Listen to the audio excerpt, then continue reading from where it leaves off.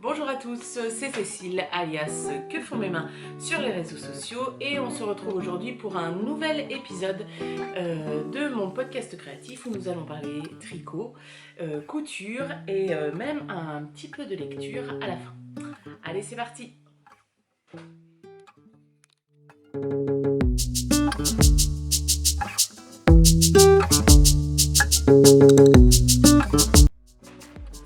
Alors j'espère que vous allez bien.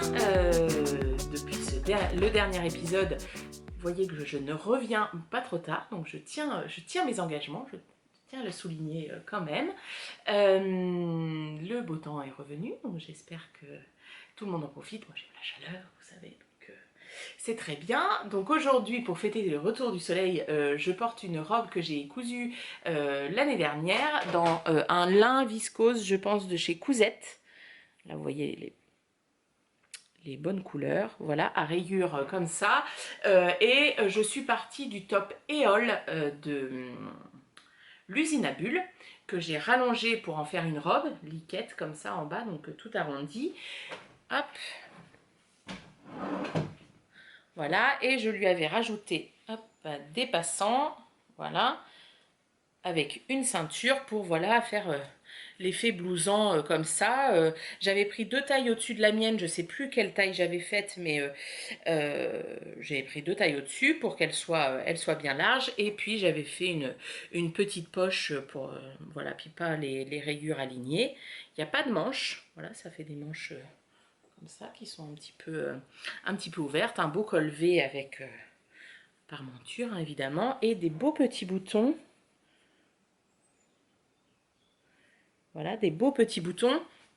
Elle m'arrive au genou quand elle est blousée. Les boutons proviennent de la fabrique de boutons, je crois, une usine française qui au départ travaillait qu'avec des pros et qui s'est ouvert aux particuliers. Je crois que c'était au moment du confinement. Et voilà, et niveau rapport qualité-prix, foncez, ils sont géniaux, il y a pas mal de choix et vraiment c'est très intéressant au niveau tarif. Alors, revenons à nos moutons. Aujourd'hui, épisode de podcast avec un tricot terminé, 2 en cours, un projet couture et de la lecture. C'est vrai que ça m'a été complètement sorti de la tête la dernière fois, on m'a fait la réflexion et en effet, je lis tout le temps, donc je peux vous parler lecture. Et alors après, je lis énormément. Je ne parle pas de toutes mes lectures, je trouverais que ce serait redondant et voilà, c'est pas forcément mon truc. Après, j'ai un compte sur Babelio, je crois, au nom de Que font mes mains. Vous pouvez aller voir tout ce que je lis. Je parle vraiment des choses qui m'ont marqué, mes coups de cœur. J'en ai pas tant que ça vis-à-vis des lectures. Donc voilà. Et je vais essayer de pas parler des mêmes choses dont je parle sur mon compte Instagram et ici, pour pas que ce soit trop redondant pour les personnes qui me suivent aux 2 endroits. Voilà. Bref, premier projet terminé, le pull Obsession qui était en encours dans le dernier épisode. Magnifique. Magnifique beauté. C'est un pull, donc vous le voyez, avec des manches chauve-souris. Voilà, le corps est là, les manches sont là. On pourrait presque le faire défiler comme un châle, quoi. Voilà. Je l'ai tricoté dans une laine de chez The Woolly Skin. Le coloris c'est Dundee, donc un beau kaki que j'avais acheté au Knit It l'année dernière et je lui avais pris, alors j'ai un trou de mémoire, je ne sais plus si je lui avais acheté 4 ou 5 écheveaux, bref j'avais acheté les derniers et je n'ai pas fait attention du tout au bain et du coup j'avais un écheveau, vous voyez. Hop, vous voyez vraiment la différence. Alors à l'écran, évidemment, ça ressort encore plus. Après, en vrai, ça se voit. Hein, je vais pas mentir. Mais voilà, de toute façon, j'avais que ces écheveaux-là. Si je lui en recommandais un, il y avait le risque aussi que ce soit pas pareil. Bref, donc c'est un pull. Alors, le projet terminé, je l'ai tricoté en taille 7 et j'ai fait l'option 3 pour la poitrine puisque hashtag balcon fleuri. J'ai recommencé 2 fois le début du pull parce que Mélina, vous choisissez votre taille en fonction de votre carrure dos. Donc c'est-à-dire c'est la mesure quand vous avez les bras repliés le long du corps, dans le dos, entre les 2 pliures sous les aisselles. Et ne prenez jamais votre mesure comme ça toute seule parce que vous risquez de vous tromper comme Cécile l'a fait et qu'elle était partie sur la taille 5. Donc j'étais là, oh là là, taille 5, pas du tout. Non, non, pas du tout, c'était beaucoup trop petit. Enfin, c'était pas trop petit, mais ça aurait été trop, mes épaules auraient été pas à la bonne place, quoi. Donc du coup, j'ai demandé à monsieur de me remesurer et là j'ai fait, ah, en effet, c'est pas taille 5, c'est taille 7. Voilà. Donc j'avais déjà fait tout le dos. En fait, j'avais commencé un devant, parce que le col est en V, donc forcément on fait un demi-devant et après l'autre. Donc j'ai tout détricoté et j'ai refait, voilà, dans la bonne taille. Donc, comme je vous le disais, on fait d'abord le dos. Voilà. Qu'on laisse en attente, et ensuite les devants, et le dos et le devant viennent se relever sur ce petit bout de torsade que l'on fait au tout départ. Voilà, on s'arrête ici, on met en attente, on tricote le dos d'un côté, le devant de l'autre, enfin, les deux demi-devants que l'on va réunir, hop, ensemble pour tricoter en aller-retour jusqu'en bas. Donc en fait, le dos et le devant se tricotent en aller-retour. Et après, on vient relever des mailles tout le long du devant, tout le long du dos. Et on reprend forcément les mailles de la petite torsade du dessus, pardon. Et on tricote en rond avec des diminutions pour faire toutes ces manches jusqu'en bas, enfin oui, jusqu'au bout de la manche, quoi. Et avec des côtes à la fin. Et la torsade, donc, je l'ai dit, est sur le dessus de la manche, mais est aussi là dessous. Voilà. Donc du coup c'est hyper rythmé. On n'a jamais... Enfin on arrive relativement facilement à la torsade d'après. On l'a déjà fait au début du rang, donc voilà. Parce que concrètement je n'ai pas retenu le motif de torsade, il est sur je ne sais combien de rangs. Non, non, je l'avais toujours à côté de moi. Et je notais bien chaque soir quand je m'arrêtais à quel rang je m'étais arrêtée, parce que les premières fois je ne l'ai pas fait et ça m'était. Voilà. Donc voilà. Et qu'est-ce que j'étais en train de dire? Oui, et du coup, quand vous avez fait, enfin, pour moi en tout cas, quand j'avais fait le motif de la torsade, hop, le temps que je fasse mes mailles en droit, j'avais pas oublié le motif, donc je le faisais sans re-regarder. Mais chaque début de rang, je regardais quand même ce qu'il fallait que je fasse. Donc voilà, et ensuite le col, hop, se termine par un I-cord tout le tour, avec un I-cord qui se prolonge pour faire, voilà, des petits liens qui pendouillent. Moi j'adore ce qui pendouille. Voilà. Tout bien, tout honneur, bien évidemment. Alors vous avez pu voir que ça c'est pas un truc qui va rester à pendouiller. Ce sont les fils à rentrer. J'aime pas rentrer les fils, ça me saoule. Et comme je ne le porte pas en ce moment, puisque bien évidemment il est beaucoup trop chaud, c'est la base Finger Cross de The Woolly Skin, donc c'est du mérinos. Voilà, ça tient quand même chaud. Il y a beaucoup de laine du fait de ces manches chauve-souris, donc forcément je ne le porte pas, donc je n'ai pas envie de rentrer les fils. Voilà. À partir du moment où je vais me dire oh, je peux le porter, vous inquiétez pas, les fils seront rentrés très très vite. Donc voilà. Alors le petit reproche que je lui fais, alors je ne sais absolument pas si ça vient du patron, ça vient sûrement de ma façon de tricoter, c'est que l'i-cord dans le dos, vous voyez, roulotte un petit peu vers l'extérieur. Ça je suis pas... Alors je me demande s'il ne faudra pas que je le refasse plus serré. Je sais pas si vous allez bien voir. Vous voyez, roulotte un petit peu. Ah, je suis pas hyper fan. Et à la fin du pull, ça je vous l'ai pas dit, on vient relever des mailles tout le tour pour faire les côtes. Voilà. Qui sont des côtes 1-1, somme toute très classiques. Voilà. Et là, je m'attendais aussi à ce que ça resserre un petit peu le pull et pas trop. Donc, est-ce que je referai pas non plus... Alors, par contre, on les relève d'une manière à ce que ça fasse... Vous allez le voir. Hop. Voilà, une petite ligne. Je trouve ça très joli comme petit détail.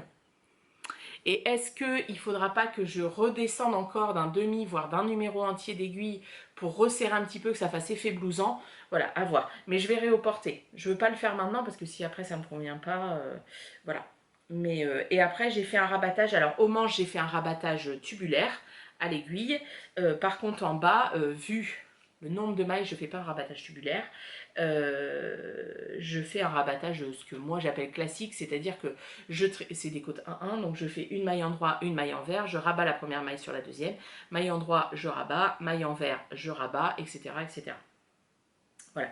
Et j'arrive à avoir un rabat qui est très correct, qui ne resserre pas, donc où je peux passer le pull. Alors je vous le passe, bien évidemment, ça ne va pas du tout avec comme je suis habillée. Ça fait des boules avec les manches. Hop. Donc c'est un pull que je ne pourrais pas porter sans rien en dessous, hein, parce que sinon c'est un peu pipe chaud, hein, forcément le haut de mon soutien-gorge est ici, hein, donc ça ne va pas. Par contre je trouve qu'ici il tombe très très bien, donc avec un beau débardeur, puis peut-être avec un détail de dentelle ici, je pense que ce sera charmant. Voilà, et puis vous voyez que on est bien en chauve-souris. Voilà.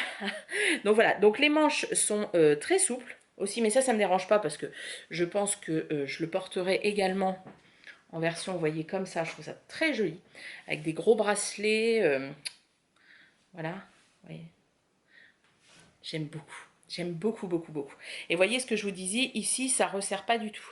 Alors, peut-être qu'il ne faut pas, hein, après ce sera, je vous dis, au porté, comment je vais me sentir, tout ça, mais non, j'adore. J'adore le pull. J'ai pris beaucoup de plaisir à tricoter la laine qui est toute dodue, toute moellue. Franchement, si vous avez l'occasion d'aller la toucher un jour sur un salon, je vous recommande à 1000%. Qu'est-ce que je voulais dire? Mince, je sais plus ce que je voulais vous dire. Bref, c'est pas grave. Voilà, je dis pas qu'il aura pas un petit frère. Voilà, par exemple, c'est avec une version peut-être avec du mohair, lace et mohair, ça peut être... Oh, je me fous dans le nez. Ça peut être très très sympa. Oh, j'ai un trou là? Ah non, c'est quand j'ai changé de fil. Hop. Donc voilà, le pull Obsession qui va attendre son heure pour faire des photos. Je ne sais pas... Enfin, je sais ce que je voudrais, mais je ne sais pas encore où. À voir. Voilà.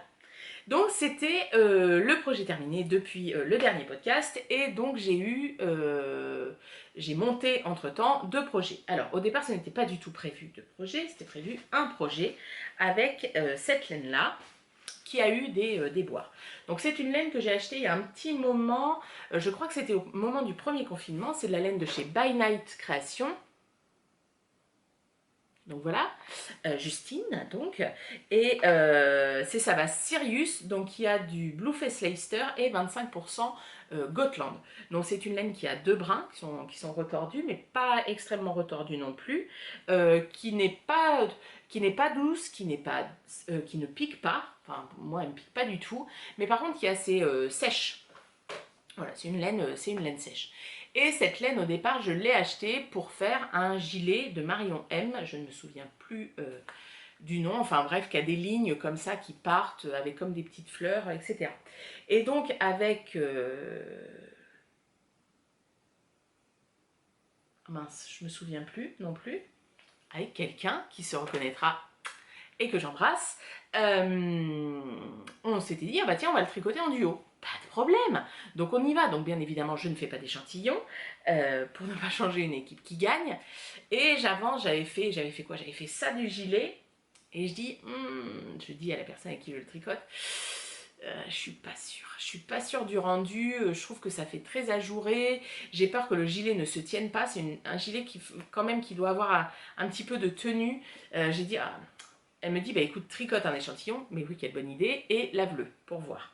Donc j'ai fait un échantillon, je le tricote, et en effet, alors je tombais bien sur le nombre de mailles, par contre le rendu était un petit peu ajouré, et beaucoup trop souple.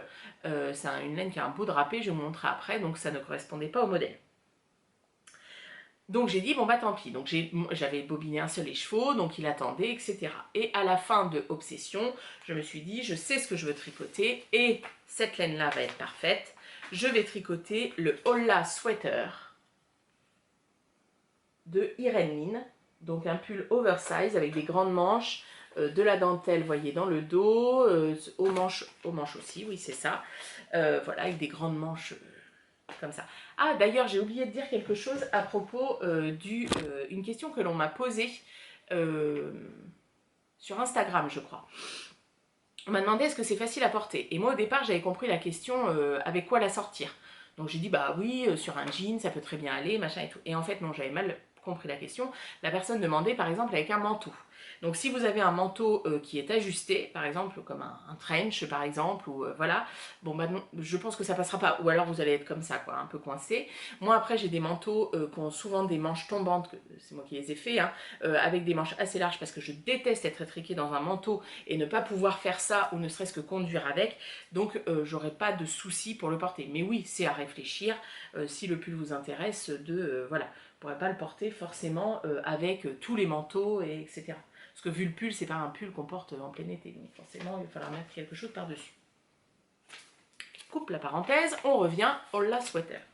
Donc le Holla Sweater, c'était un gros coup de cœur quand Irene Lynn l'avait sorti, etc. J'avais dit celui-là je le tricoterai. Et au départ je voulais le tricoter, pardon je le sens, me revoilà, en alpaga. Je me suis dit oh là là, en 100% alpaga il va avoir un drapé, ça va être un truc de fou. Et après, je me suis souvenu de cette laine et de l'échantillon que j'avais fait, alors que j'ai détricoté pour le tricoter là. Je me suis dit, c'est ça qu'il me faut. Donc du coup, je suis partie dans le Holla Sweater. Donc ici, vous avez le dos avec la bande de dentelle, qui est extrêmement simple. Alors, franchement, quand vous avez fait 4-6 rangs, vous la connaissez, vous n'avez plus besoin de regarder les explications écrites ou le diagramme. Voilà, cette bande se continue sur l'épaule. Vous allez voir. Je vous retourne le tricot. Alors, on va éviter de perdre des mailles. Hop. Voilà, et ça fait un beau col V qui, pour le coup, celui-ci se pourra se porter sans rien. Alors, voilà, ce sera tout à fait, ça arrivera à la naissance, enfin pour moi, à la naissance de mes seins, donc pas de souci. Pardon, et après, c'est du jersey, voilà, et je viens juste, hein, j'ai fait quoi, 3 cm, de rejoindre le devant du dos. Et là maintenant ça va être que du jersey jusqu'à une certaine longueur. Et je crois qu'il y a de la dentelle en bas du pull, non? Non, pas du tout. Donc là c'est que du jersey. Donc lecture compatible à fond les ballons. Sauf qu'entre temps, donc bon. Voilà, je vous le remonte. Je pense pas que ce sera le prochain projet terminé, ce sera celui que vous allez voir après. Mais voilà, après j'enchaîne sur celui-ci. Voilà, donc ça fait des emmanchures qui sont assez larges. Hein. Et puis une épaule, hop. Parce que bah, ça va faire comme la robe, je pense, voilà. Et puis vous voyez, hop, l'emmanchure, ouais, l'emmanchure va aller là. Alors, je n'ai pas bien suivi les instructions dans le sens, alors c'est un oubli, il manque une répétition de motifs. Bon, après, c'est pas... La police du goût va pas m'arrêter. Donc voilà, donc ça c'est le premier. Et alors oui, je voulais vous montrer. Voilà, regardez. Très très beau drapé. Voilà, je pense que quand elle va... Parce qu'elle s'adoucit, elle gonfle un peu et elle... Pouf, ça va être top. Le lave-vaisselle qui sonne, si vous entendez. Et donc d'habitude, moi je suis monoprojet, j'en commence un et je le finis. Sauf que là, entre-temps, il y a eu la fête des mamans. Et que j'ai eu un très beau cadeau de fête des mamans. Les laines amourées font des écrins de laine à différentes occasions dans l'année. Donc le principe, c'est de recevoir une boîte. Souvent, vous choisissez couleur chaude ou couleur froide, ou etc. Avec de la laine à destination d'un patron et des petits goodies à côté. Et là, elle proposait un écrin de laine pour la fête des mères. Couleur chaude, couleur froide, je crois. Donc moi, je lâche le message subliminal à monsieur un soir. Ah bah tiens, Pauline, elle a fait un écrin de laine pour la fête des mères. Si jamais l'idée te prenait de m'en offrir un, plutôt couleur chaude. J'ai lancé l'idée une fois, 2 fois, 3 fois. Bon, si vous voulez des messages subliminaux, je lui en envoie beaucoup. Heureusement, il ne répond pas à tout, sinon on serait ruiné. Mais bon, on ne sait jamais. Après, je n'avais pas d'espoir, enfin, très peu d'espoir, puisqu'il m'a dit, bah, moi, je suis pas ton fils, je vois pas pourquoi, bref. Voilà. Et voilà, donc après ça m'était un petit peu sorti de la tête, et le jour de la fête des mères, je vais livrer des fleurs pour une amie qui est fleuriste, Et en revenant, l'écrin de laine m'a été offert, donc a été acheté avec moult péripéties digne d'un feuilleton de Dallas, hein, voilà. Mais j'ai reçu mon écrin de laine qui était magnifique, il y a un col dedans absolument splendide, il y avait des petits gâteaux, il y avait du thé, il y avait un beau carnet qui est là-bas d'ailleurs, une carte, enfin voilà, très très beau. Et donc en couleur chaude, il y avait cette laine-là. Oui, c'est du rose. Et cette laine-là, alors je ne sais plus si c'est une laine qui existe déjà dans son panel. Alors c'est la base, moi c'est une des bases que je préfère chez Pauline et chez les teinturières en général. Une base pour l'été, c'est la base Iris, 55% bébé alpaga, 25% soie et 25% lin. Et la couleur, c'est les foulards en soie de maman. Allez, voilà. Donc il y a du vieux rose, il y a un petit peu de gris, des fois il y a des petites touches de corail absolument magnifiques. Voilà, enfin, j'aime. Alors je ne suis pas sûre que j'aurais été l'acheter, je suis pas sûre que ce soit la couleur qui m'aille le mieux. Alors ça fait pas trop cochonou, mais... et puis alors là j'ai un peu bronzé, donc c'est peut-être un peu ton sur ton, entre guillemets. Bref, je l'adore. Alors attendez, je coupe le bruit. Et donc avec la box, oui, enfin l'écrin, donc il y avait 2 écheveaux de cette laine et c'était pour tricoter un modèle de E-long avec Anna qui s'appelle le Posy Tank Top. Donc qui est un débardeur avec une jolie dentelle ici, hop, et puis un débardeur. Voilà, et avec un petit taille-corde pour faire des petits nœuds et des trucs qui pendouillent parce qu'on adore. Ça va être le nom du podcast, c'est bon, j'ai trouvé. Ça pendouille. Donc voilà. Alors, le top se commence... Alors, du coup, je dis, oh, bah oui, un débardeur. Pourtant, j'avais dit, oh non, cet été, je me tricoterai pas de top, j'en ai 3 déjà, oh non, je le ferai pas. Bon, bah si, là, j'avais qu'une envie, c'était de le tricoter. Donc, du coup, j'ai dit, allez, je laisse tomber Ola Cardigan et je me lance à fond sur le Ola Tank Top. Dans la laine de ma chère Pauline.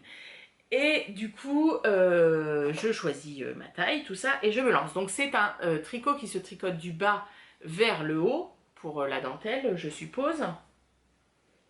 Et donc moi j'en suis rendue... J'étais assez vite, hein. Après la dentelle se fait facilement, on a eu un week-end tranquille, le week-end dernier, hop.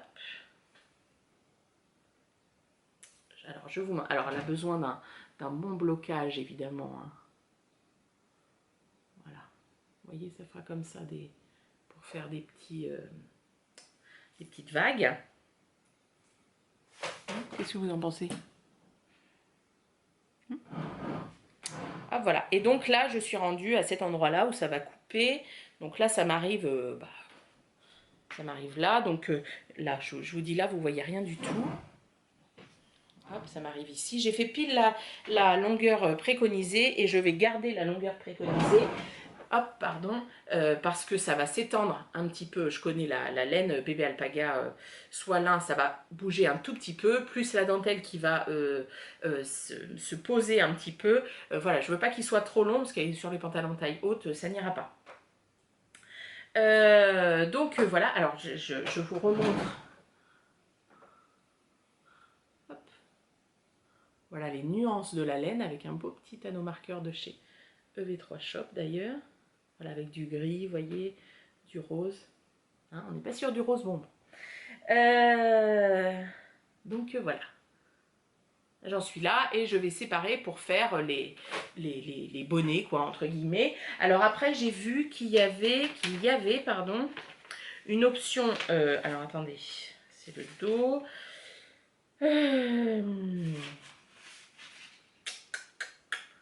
Alors, toutes les tailles, ah voilà, variation bretelle plus large. Voilà, donc je pense qu'il y a la possibilité... Ah bah là, on le voit bien. Hop, je vous montre ici. Je ma tête. Hop. Voilà, vous voyez, ça se finit ensemble. Mais je pense que je vais garder ça. Après, on verra un peu ma bretelle de soutien-gorge. Moi, je peux pas être sans soutien-gorge, c'est pas possible. Déjà, un, parce que j'aime pas, et de deux, parce que après, ça me fait mal. Bref, peu importe. Voilà. Donc ça, c'est mon deuxième en cours, c'est mon cadeau de fête des mamans qui a bien carburé et qui, j'espère, sera terminé ce week-end. Donc voilà, et je pense que c'est le prochain projet terminé que vous verrez dans le podcast. Alors, couture. Couture, j'ai cousu, j'aurais bien voulu un cintre. Hop, attends, j'en chope un.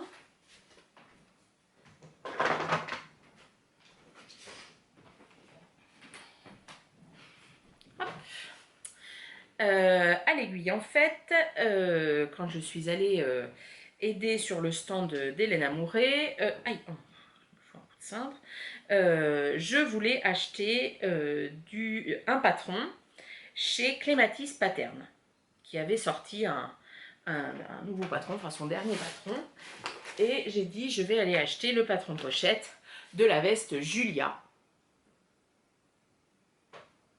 Voilà, donc qui est une veste, vous voyez, tailleur, hein, relativement classique, avec des pinces, des grandes pinces devant. Ici, c'est des fausses poches, voilà, et qui est doublée.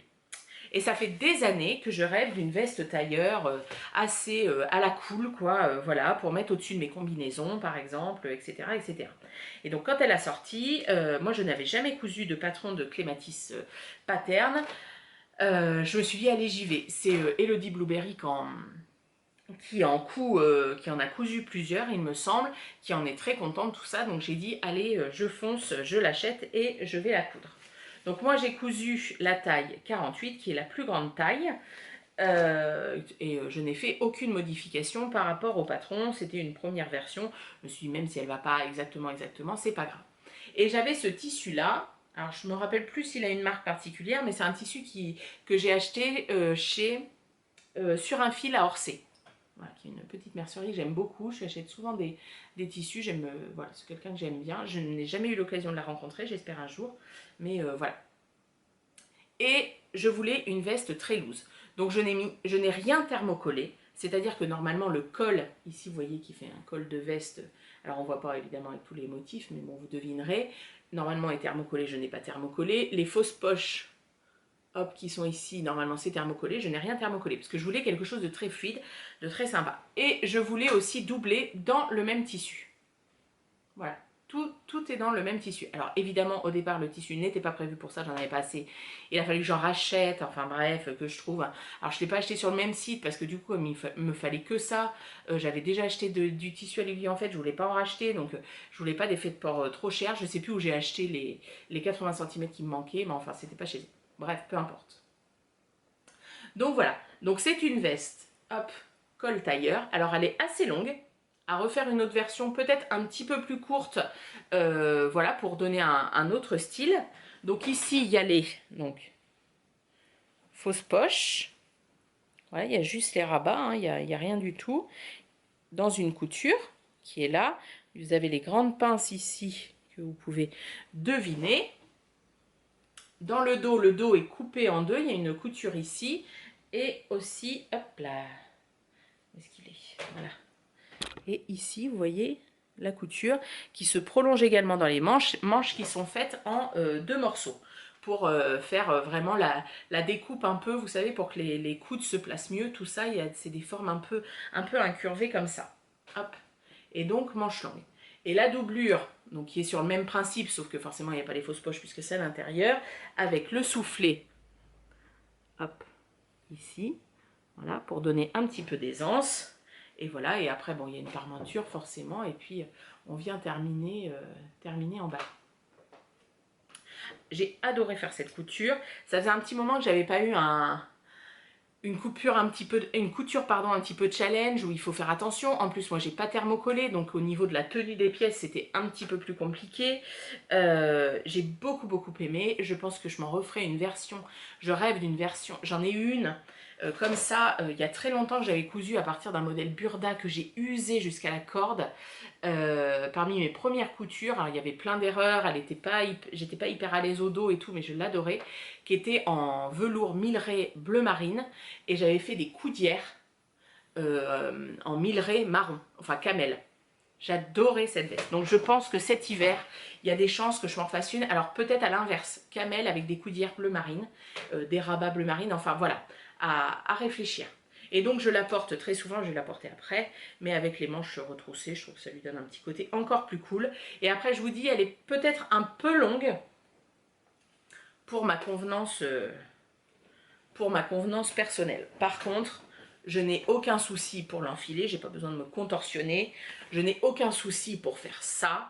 Alors après, la taille de poitrine pour la taille 48, c'est, alors j'ai pas la mesure sur vêtements finis, mais c'est 110, moi je fais 120. Donc s'il fallait, normalement il y a un bouton pour fermer, moi s'il fallait que je ferme, je suis un peu serrée. Après je savais très bien que je ne la fermerais pas, donc voilà. Alors si je place bien le col, alors elle a été lavée, donc elle aurait besoin d'un bon coup, voilà. Si je place bien le col, voilà, je vous dis, moi je la porte généralement, hop, je fais des revers de manche et du coup il n'y a pas de différence, moi j'aime beaucoup. Et au niveau de la longueur, hop, je ne sais pas si vous voyez, après j'ai posté des photos sur mon compte Instagram, elle m'arrive à mi-cuisse quoi, donc elle est vraiment très longue. Par contre sur une combi, je trouve qu'elle donne hyper bien. Je trouve que, alors je vous ai pas montré le dos, voilà, si je bouge un peu... J'adore ce patron, j'adore ce patron. J'ai trouvé que c'était très très bien expliqué. Je déteste recopier les patrons, ça me saoule. Je trouve ça hyper chiant, hyper long. Et voilà, j'ai trouvé que c'était bien expliqué, c'était efficace. Après, pour quelqu'un qui se lance sur une première veste, c'est peut-être un peu léger. Voilà, sans aucune animosité. Hein. Voilà, et... enfin, moi, ça m'a suffi. Moi, ça m'a suffi, etc. J'avais déjà monté des vestes, je savais comment la doublure, etc., ce qu'il faut faire, où est-ce qu'il faut l'assembler. Donc ça, c'était plus simple pour moi, entre guillemets. Et à la fin, ce que j'ai trouvé très bien aussi, c'est qu'il y a un rappel de tous les patrons disponibles chez Clématis Pattern. Voilà. Donc forcément, vous pensez bien que ces deux combinaisons, je les veux. On va être clair, le pantalon Charlie ou le short Iris, ici là, j'aime beaucoup. J'aime beaucoup, beaucoup. Après, il y a des choses qui sont moins mon style. Et après, il y a la robe Tamara, mais qui me fait beaucoup penser à... Attendez, pardon. Okay. Pardon, je regardais mon téléphone en même temps. Voilà, donc après, j'ai moins de choses qui me plaisent, entre guillemets. Mais les deux combis, et le pantalon et le short, j'aime beaucoup. Donc à l'occasion, ça pourrait être des patrons vers lesquels je me dirigerai. Voilà, donc je ne peux que vous conseiller cette veste. Enfin, franchement, top, top, top. Je l'adore, je n'ai que des compliments. Combien de personnes me disent « Oh là là, qu'est-ce qu'elle est jolie votre veste, qu'est-ce qu'elle est jolie ta veste, machin. » Oui, c'est moi qui l'ai cousue. Donc voilà, non, non, j'étais très contente et j'étais très fière de ma couture. Je me suis bien appliquée.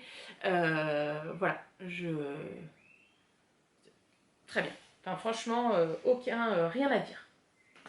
Donc voilà, au niveau loisirs créatifs, c'est tout ce que je vais vous montrer aujourd'hui. C'est pas tout ce que j'ai fini, hein, parce que j'en ai d'autres sous le pied, mais ce sera tout pour aujourd'hui. Alors on va passer à la partie lecture, et la dernière lecture que j'ai énormément aimée, c'est le livre Là où les étoiles se sont éteintes. Je crois que c'est ça, oui, enfin, je vous mettrai une photo de la couverture, qui a été écrit par Nin Gorman, qui est à la base une booktubeuse et qui a écrit plusieurs livres, 3 je crois. J'avais lu le premier que j'avais pas forcément beaucoup aimé, enfin je m'étais ennuyée. Et là celui-ci, je l'ai acheté donc pour le CDI dans lequel je travaille.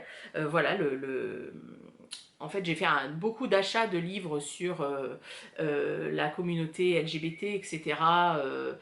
Voilà, sur voilà, plein de thèmes qui tournent autour de cette communauté. Et le livre de Nin Gorman ressortait. Donc du coup, je Je l'ai acheté et je l'ai lu en une journée. C'est un bon livre, hein, mais je n'ai fait que ça. Il m'a passionné, je l'ai beaucoup beaucoup aimé. Donc on suit un jeune homme, Finn je crois, qui vit chez son oncle. Donc sa maman est en prison, donc au début du livre on ne sait pas pourquoi sa maman est en prison, et donc il va voir sa maman régulièrement en prison, etc. Et le reste du temps il vit chez son oncle.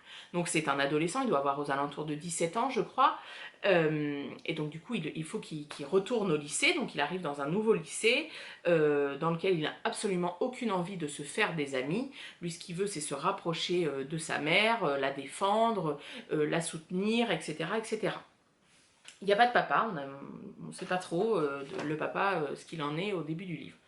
Et donc dans ce lycée, il va quand même se faire des amis, une espèce de troupe d'amis un peu farfelus, dont une jeune fille qui est complètement allumée du bocal, qui est très très drôle, et puis d'autres garçons, dont un garçon voilà, qui va se maquiller, etc., etc., qui est ouvertement homosexuel, etc.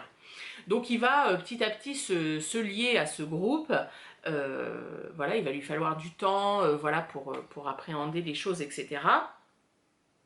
Et Finn, donc le jeune homme qu'on suit, est foncièrement hétérosexuel, voilà, donc il a des copines, voilà, alors des sex friends, hein, on va parler crûment, voilà, jusqu'au jour où un soir il dérape avec donc l'ami du groupe qui est homosexuel, et voilà, l'histoire va se dérouler autour d'eux. Alors ça ne il n'y a pas que la romance qui est au centre du livre, il y a aussi énormément d'interrogations intérieures de Finn, alors sur sa vie personnelle, le rapport qu'il a avec sa mère, toute la relation avec sa mère, on va apprendre pourquoi elle est en prison, etc. etc. Tout son questionnement interne, à savoir est-ce que je suis homosexuelle, est-ce que j'ai envie de poser une étiquette sur ce que je ressens et qui j'ai envie d'aimer et avec qui j'ai envie d'être bien. Et aussi toute cette histoire d'amitié, les histoires du groupe, bah oui, on peut sourire tous les jours et faire des blagues tous les jours, etc. Et avoir quand même des problèmes et ne pas forcément avoir envie d'en parler. Enfin voilà, j'ai trouvé que tous les personnages étaient extrêmement attachants, il y avait des bons caractères, des beaux traits d'esprit. J'ai pleuré comme une madeleine à 3 reprises je crois dans le livre, enfin notamment à un moment où vraiment j'étais en sanglots. J'ai énormément, c'était une écriture fluide, voilà, je l'ai dévoré, dévoré, dévoré. Je trouve que c'est un livre alors qui va être qualifié de jeune adulte, mais qui passe très bien pour des adultes. Voilà, puis bon, sur la tolérance, hein, ça fait jamais de mal. Voilà, donc c'était super. Voilà, là où les étoiles se sont éteintes, franchement, je vous le conseille à 1000%. Moi, je l'ai beaucoup, beaucoup, beaucoup aimé. Donc voilà, ça c'était mon dernier gros coup de cœur. J'en ai pas eu depuis. J'avais eu l'Odyssée d'Hakim dont j'ai parlé sur Instagram, qui était un 3 tomes de bande dessinée. Alors moi je suis pas du tout, c'est pas du tout ma cam, hein, la bande dessinée. Enfin, là on est plutôt sur un roman graphique. Moi je me suis même détachée des images, j'avais vraiment l'impression de lire. C'est sur un réfugié syrien, c'est magnifique, c'est une ouverture d'esprit, ça devrait être mis dans toutes les mains. Moi je pense que d'ici, alors Gabin est peut-être un petit peu petit, il a 10 ans pour comprendre, même si je pense qu'il pourrait, mais je pense que d'ici 1 ou 2 ans je les achèterai pour qu'on les ait déjà chez nous, pour les prêter à un maximum de monde. Et voilà, c'est pareil, c'est mon gros coup de cœur depuis le début de l'année. C'est vraiment le number one de l'année, c'est l'Odyssée d'Hakim. Et après, là où les étoiles se sont éteintes, alors on est sur des sujets, moi je lis beaucoup de sujets différents, hein, mais voilà, c'est deux choses au niveau de la lecture qui m'ont plu. Voilà, eh bien écoutez, il me reste à vous dire 1000 bises, je dis rendez-vous dans une semaine à celles qui viendront au Trail Tricot, donc une rencontre tricot que j'organise dans le Poitou. Voilà, ça fait 3 ans qu'on l'attend, cette 4e édition du Trail Tricot. Trail parce que mon mari court des trails et tricot parce que moi je tricote, lui il va courir pendant 20 heures, nous on va tricoter pendant 20 heures. Voilà, j'ai très hâte, on vous a réservé quelques petites surprises, on fera un live sur Instagram peut-être ce soir, je sais pas avant ou après que la vidéo soit publiée, pardon. Je pense que je ferai une vidéo sur YouTube, je vais essayer de penser à prendre mon appareil photo pour filmer des petites séquences de cette merveilleuse journée. Je remercie toutes les personnes qui ont pris des places, qui se sont jetées sur les places et qui m'écrivent des messages régulièrement pour me dire qu'elles ont hâte et qu'il reste J-7 et voilà. Et puis merci à vous de regarder ces vidéos, merci énormément pour tous les messages que j'ai reçus sous la dernière vidéo, ça m'a fait extrêmement plaisir. Moi, ça me fait plaisir de revenir aussi. Donc voilà, merci pour ces échanges, c'est toujours très enrichissant pour moi et puis pour vous aussi, peut-être en connaissance de patrons, de lecture, de couture, etc. Je vous souhaite une excellente journée, une excellente soirée en fonction du moment où vous regarderez cette vidéo. Je vous embrasse et je vous souhaite bien évidemment de merveilleux moments pendant vos loisirs créatifs. Bye